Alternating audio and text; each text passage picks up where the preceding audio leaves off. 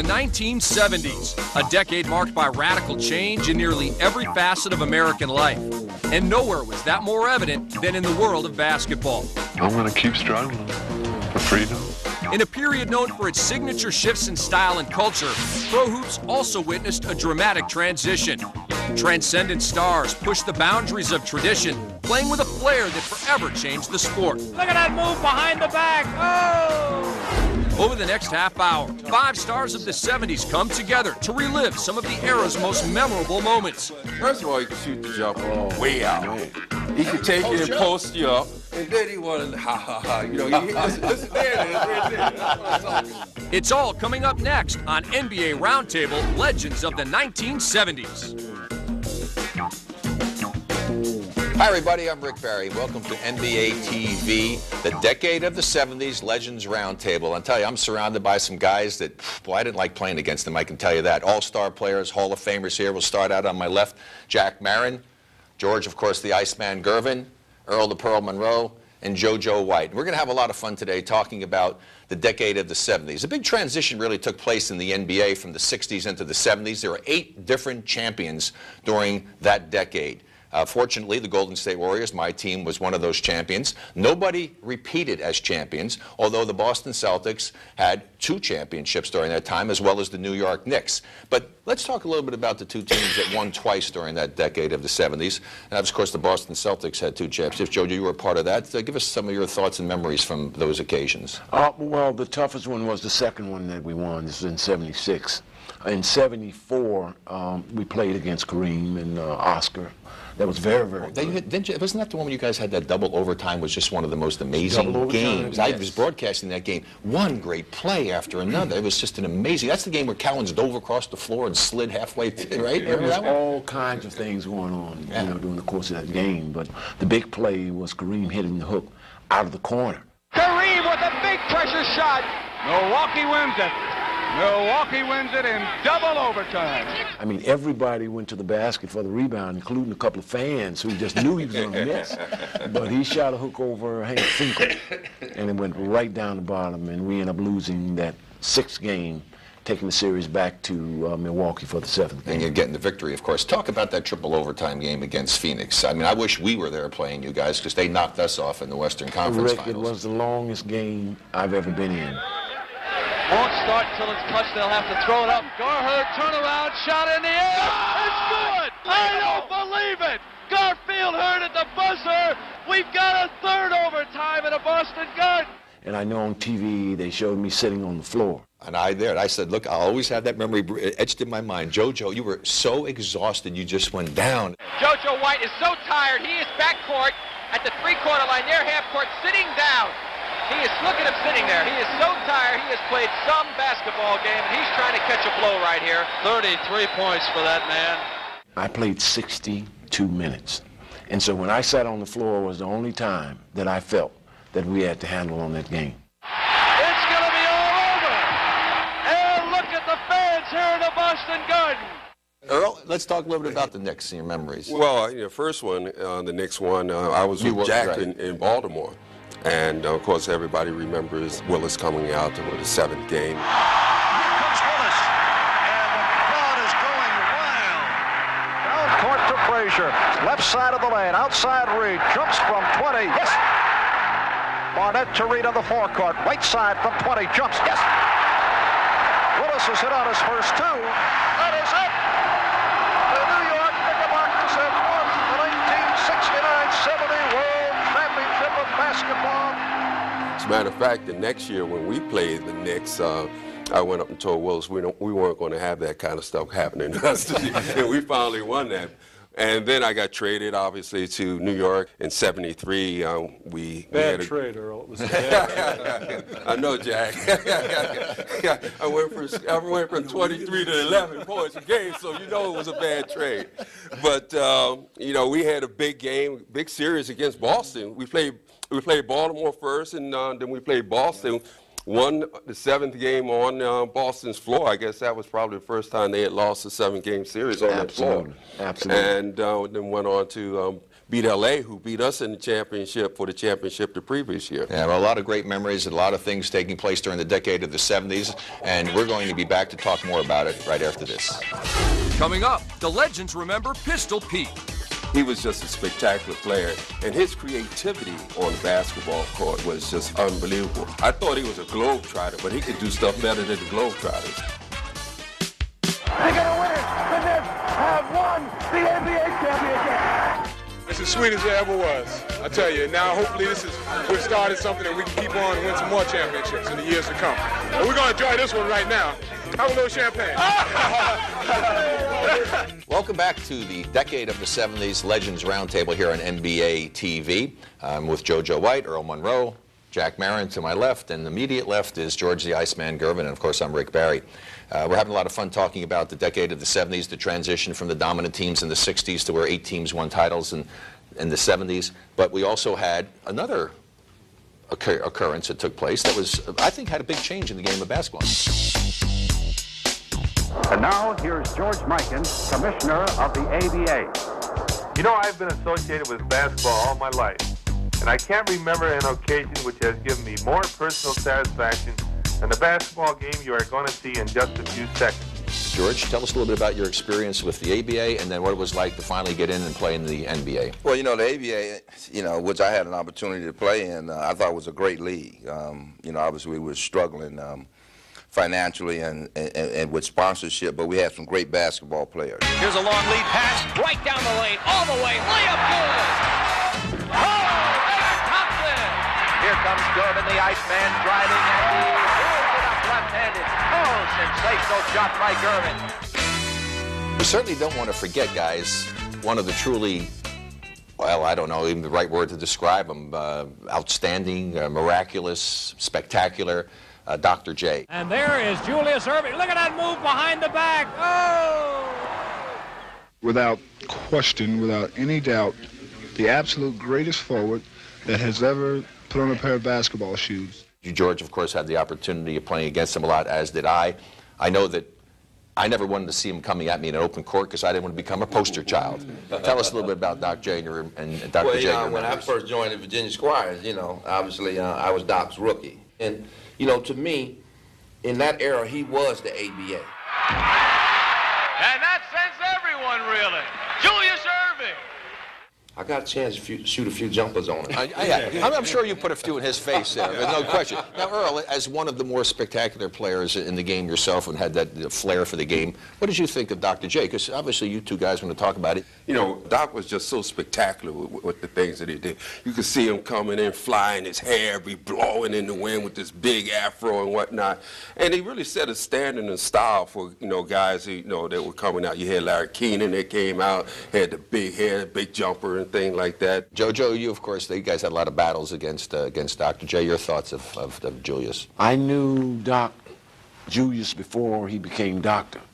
When he was at UMass, I came to the Celtics in... Undergraduate work. Yes, I came to the Celtics in '69. And we played on the same team in the Don Bosco tournament in Connecticut. And he was doing these things then at a young age. And I went back after this tournament. We ended up being most valuable players in the tournament. So I came back and I told Red Auerbach, I said, have you seen or do you know about this kid, Julius Erving? He said, JoJo, I know all about him. He said, he's too thin. I said, Red, you better check this young man out. And then he left UMass as a sophomore and he got drafted by the Squires. And when they merged and now the ABA came to the NBA, Doc had put on weight. His hair was out to here. And he was jumping over the rim and guys were literally moving out of the way. And he was coming windmill dunking. It was like unbelievable. So the transition from the ABA to the NBA, for whatever reason, made him absolutely spectacular. I want to talk about another guy because we're talking about the spectacular play of Julius Erving, but there is another guy that I know you'll relate to him, Pistol Pete Maravich. Let's talk a little bit about Pistol Pete. Pistol seemed to parallel my career, so to speak. When I was in Winston-Salem, he was in North Carolina in high school. and he was scoring tremendous amount of points and whatnot. So all of a sudden, I started to kind of follow what he was doing. He would average 40-some points. I'd average 40-some points. Then I went to the league. He come to the league, and he was just a spectacular player. And his creativity on the basketball court was just unbelievable. I thought he was a globetrotter, but he could do stuff better than the globetrotters. I really had my chance to, you know, to hook up with Pete. You know, we had the horse contest, and you know, like Earl was saying, you know, Pete doing all this old crazy stuff. I said, I thought we were playing horse. He said, we is, all right? Got to be with two hands, too. He started spinning the ball off the glass. Bouncing off his head? He sat down and started spinning the ball. And I was just shooting regular jumpers. You know what I mean? And, you know, we both got to acid, but then he said, okay, I'm going to see, can you do this one? Now stand on this side of the basket. Stood behind the basket and jumped out and spin it off the glass. And he ended up bumping me off. So, yeah. Coming up, championship moments of the 70s. This has been such a fantasy year. I mean, the way we started out is supposed to be also ran, so we battled and scratched and fight our way to become the world champions. It's a fitting climax, I think, for one of the most unique teams in pro basketball history. The New York Knicks race off the court with the world championship. The Los Angeles Lakers are the greatest winning team in the history of basketball. Let the celebration begin in Seattle. The Supersonics have won the NBA World Championship Series. Continuing here on the Decade of the 70s Legends Roundtable, let's talk a little bit about some memories that we have about the championship series that took place during those times. I know that you related a little bit, JoJo, to some of yours, and Earl. I want to bring mine up because mine was we had a chance to be a team that could have possibly repeated as champions, which hadn't been done since the old Celtics teams. And I always remember, in fact, we were at the luncheon at the All-Star, at the Legends brunch, and they had the video clip of the exact play that is burned into my mind. I ran a play with Clifford Ray, and I threw the pass down, and unfortunately, it got bobbled. They get the ball and go down, and Alvin Adams gets a dunk that puts the game out of reach for us in game number 7. Look at done! Oh, my word! My goodness. I really felt, to tell you the honest truth, JoJo, that we would have kicked your butt if we played you guys. Because you guys played us in the season. Havlicek was limping around. I mean, you know, I had size on Jots. You had a thing for John doing that. Yet, because you both played in the same position. Oh, yeah, I know. So, you know, that would have been like a personal duel between you and John. But see, you had other players. Well, Clifford Ray also liked to beat up on Cowan, so he couldn't intimidate anybody. Well, I had your guards taken care of. Oh, okay. So, well, then would have been all for the other guys that determined the game, right? But anyway, that was my memory of one of those playoff series. And then, of course, I remember because I happened to be doing the playoffs in this back when I was doing the broadcasting work, and I remember the first 2 games when Philadelphia plays against Portland. Looks like Philadelphia is going to just kick their butt. Tip goes to McGinnis, quickly to the doctor. Well, that's one way to start a ball game. That could be a tremendous lift, get the crowd going for you. Collins off now, Dawkins. If they continue to perform this way, Portland is really going to have their work cut out for them. And the next thing you know, boom, all of a sudden they stopped going to playing team basketball, and they got a little individual with that Philadelphia team with Julius and World Be Free and the rest of the guys, and Portland comes back and beat him. And the game is over! The Portland Trailblazers have won the World Championship. Jack Ramsey was the coach at the time, and we all know who Dr. Jack is, and, you know, he really put in Portland's mind what it was going to take to win, and that's playing as a unit. And all you guys know, you can have an individual that can be throwing down all he wants, but if we play as a unit, in the end, we're going to get it done, and that's what Portland did. Well, let's talk about another series that was an interesting one as far as I was concerned. The Washington Bullets, of course, they never were going to live down the fact that we swept them when we weren't even supposed to be in the finals. And then they come back and were able to get that championship against Seattle. I must admit, Rick, before you go on, you know, I was very, very, very impressed with y'all's team in that series. There he's got it. The ball game is over. The ball game is over. And our Golden State Warriors are champions of the world. They are the unbelievable. I mean, you guys played absolutely almost like flawless ball, you know, to beat the Washington Bullets. And I don't think anybody gave your team a chance. No, we were supposed to lose 40-0. Absolutely. this has been such a fantasy year. I mean, the way we started out, supposed to be all-star rans, and we battle and scratch and fight our way to become the world champions. It's a fitting climax, I think, for one of the most unique teams in pro basketball history. So I wear this ring. That's the 75 championship ring. So I got one of the top 50 rings and do that. I don't, in the Hall of Fame ring, I never wear them. I mean, come on, what's this game about? I'd wear mine if I had one. Well, I mean, you know, I didn't get one. I mean, I got 4 of them with the San Antonio Spurs franchise, but, you know, I don't wear them. I wear this ring, which is, you know, my Hall of Fame ring, which I'm real proud of. But it feels like something that's missing in my career. That's because I didn't win a championship. So. Earl? I can't say anything, Rick. I wear the top 50 ring. That's okay. Hey, listen, you're up to it, but the game is about what? Well, it's about winning. It's about team. Now, would this mean as much to you, that top 50 ring, if you hadn't won a championship? Probably so. Probably still. Huh? Yeah. I mean, you know, for whatever the case may be, it's just like basketball itself. I mean, you have a team game, but the game is basically one-on-one when you really get down to it. But it's that person who either stops that guy or the person who scores that point. But you'd feel you'd have a void, though, if you didn't have that championship, wouldn't you? Well, I don't know how I would feel since I have it. You have it. Well, you don't have to think about it, JoJo. It's a little bit different perspective. You know, when you're on a championship team, and I think every individual player, you know, wants to be on a team where you have those other pieces that gives you a chance to be successful as a team. Yeah. I wasn't chosen on the All-50 team. And I mean, there's a little sore spot in my heart when you guys say, well, I show my top 50 ring. I wear that. I don't have one of those. But see, I have a number of these. Yes. You see, and it's a whole different, perspective, as you know, having won one. Coming up on NBA Roundtable. The Iceman, Miles Smooth. I always wanted to play basketball. I didn't think that I was going to ever be a pro, but, you know, to have an opportunity to come in and play against you guys inspired me to be the best I could, and fortunately for me, I didn't play ball to become a Hall of Famer. I just played pretty good, and they put me in the Hall. Good evening, everyone, and welcome to the NBA All-Star Game. 3-on-1, and it's McAdoo, and McAdoo got underneath there. There he is, Thompson. 4, 3 to win it. We all have all-star memories because we all were fortunate enough to play on all-star teams. Let's start with you, since we just ended with you. We'll continue since you're on a roll. Your favorite and your least favorite all-star memory? I don't have a least favorite. I was honored to be chosen, you know, as any individual player would be, you know, to be chosen to the All-Star game. So each and every one of those All-Star games, I look forward to it. What was your fondest memory then? Fondest memory was all of them.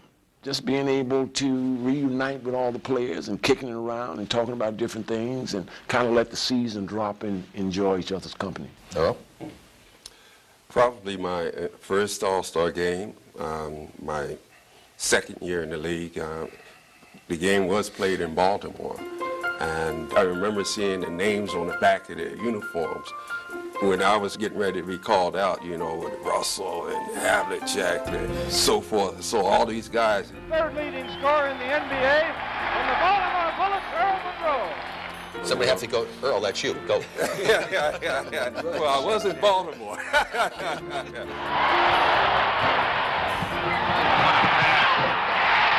Here's Monroe. Off balance, still scores.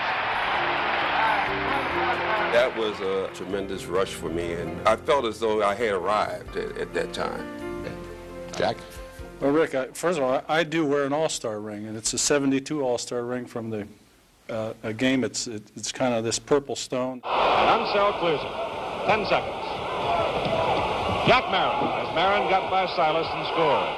You know, wasn't sure I would ever play in an All-Star game. I was a first-round pick, but I wasn't as heralded as some other guys, and I wasn't sure that happened for me. But I played 11 years in the league, and if I could played 11 All-Star games for nothing, I would have played 11 All-Star games for nothing. Ice? Well, probably for me, 78, 79, when I was the top vote getter. And then I'm playing in Washington, and I got MVP. Goes to Kareem and cuts off him, and on the turnover, here comes Gervin again. You know, that was most memorable time for me. You know, I always respected the All-Star Weekend, to be honored and to be respected by your peers and the fans. I tell young guys today, you don't take that for granted, man. Accept that honor and appreciate it, because everybody don't get it. Waltz for the rebound over to Gervin, the Iceman again. Hello. Waltz on the outside. Iceman drives for the hoop. Isn't that pretty? And this may go. It does. Love it. I told George, we've known each other for so long, and I talked about it. I remember I got hurt in one game. I'm sitting out watching him. He's playing the Golden State. And I swear, I just stood there, and I almost wanted to cheer for him. I mean, he made it look, George made it look so easy. The Iceman, how smooth. That is poetry in motion. You talk about how Clyde was smooth and doing this stuff, but not scoring 50 points like this guy did. I love the game. I mean, and you know, and I got a lot of my energy from, you know, the history of the game. I mean, I really admired you guys. You know, to watch you, perform, on the floor. I didn't have to invent the wheel. All I had to do was take a little piece from greatness. And, I got to thank you guys for inspiring me to become the ball player that I did. I'm going to thank you for a guy at 6'7" playing guard instead of forward, so I didn't have to guard you, right, Jack? Exactly what I was thinking as you were sitting there. I said, boy, am I glad he was not a forward. We used to flip a coin to see who had to guard him. We did. So let Van Leer try to guard him. I was glad he didn't. But, yeah. Well, Jack and I, we had to go up against each other a bunch of times, too. But Jack was one of the, for those of you who don't know, Jack was just one of the really great shooters and just, amazing for a left hand, which he didn't really particularly like. And it was fun, guarding Jack. I mean, my whole thing was I had the good fortune early on. I would try to get up on his jock and take the shot away, say, go ahead and drive. I got a guy named Nate Thurman back there. You can go visit him if you like. I just remember a game, it was late in my career, I was playing against Rick in Houston, and I held him to 19 in the first quarter. And I come to the bench, and Tex switches me off and puts Rudy on in. Rudy slowed you down, you only got 53 that night. I got you off, as we used to say. And then playing with Earl, I remember Kevin Lockery, who was my dear friend and still is my dear friend and teammate. It was like Butch Cassidy and his Sundance Kid about 3 times every game where we'd look across at each other and say, did you see that? And then Earl would come up with one of his things that made him black magic, the pearl. It was just amazing to play with you. Well, we've hoped that you've enjoyed our little walk down memory lane here of the decade of the 70s. I certainly want to thank JoJo White, Earl Monroe, George the Iceman Gervin, and my good buddy Jack Marin.